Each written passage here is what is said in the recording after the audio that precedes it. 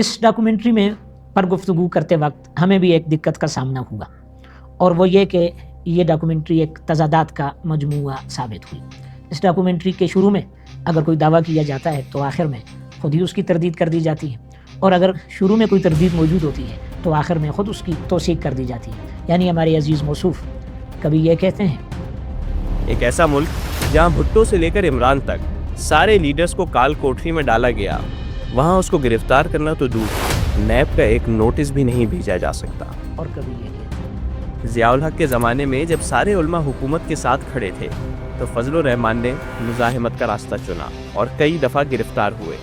کبھی یہ کہتے ہیں، اس کی ایک بڑی وجہ یہ ہے کہ فضل الرحمان مولانا ہے، مولوی نہیں۔ اور کبھی یہ، اسی طرح مولانا فضل الرحمان بھی مدارس اور مذہبی طبقے کے خود ساختہ اکیلے ترجمان بن گئے ہیں۔ کبھی یہ کہتے ہیں، لیکن مولانا فضل الرحمان نے جمعیت علماء اسلام نظریاتی شناخت اور تربیت ختم کر کے اس جماعت کو اپنا ذاتی کلٹ بنا لیا ہے۔ اور کبھی یہ، جمعیت کے جتنے بھی دھڑے بنے سب نظریاتی اختلاف کی بنیاد پر ہی بنے، جیسے پاکستان بننے پر اختلاف یا ضیاء الحق کی حمایت پر اختلاف۔ مشرف صاحب اس میں اس پورے پس منظر کی تفصیل ذکر کرتے ہیں اور کہتے ہیں، ملک اور بیرون ملک کچھ لوگ ان انتخابات کے کہا جا رہا ہے کہ مولانا فضل الرحمان نے دینی طبقے کو عسکری جدوجہد سے دور رکھا ہے اور اسے کسی بھی بم بارود کا ایندھن بننے کے بجائے سیاست اور مزاحمت کا راستہ دکھایا ہے، اور ساتھ یہ بھی کہا جا رہا ہے کہ جماعت میں فکری تربیت کا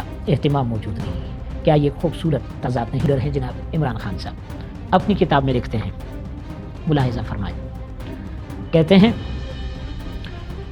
مختصر پڑھنا چاہتا ہوں، پاکستانی پختون سرحد کے اس طرح شفاق امریکی فوج سے نبرت آزما طالبان کو اپنا بھائی سمجھتے تھے۔ متحدہ مجلس عمل کی چونکا دینے والی فتح نے نہایت احمد میر صاحب اس وقت بھی ہمارے کئی مزاحمت پسند دوستوں کے محبوب صحافی ہیں۔ وہ کیا کہتے ہیں؟ لکھتے ہیں، 2002 میں قاضی حسین احمد اور مولانا فضل الرحمان نے مولانا شاہ احمد نورانی، مولانا شیرانی جماعت سے الگ نہیں ہوئے، بلکہ ان کا جماعت سے اخراج کیا گیا ہے، انہیں جماعت سے الگ کیا گیا ہے۔ کیوں الگ کیا گیا ہے؟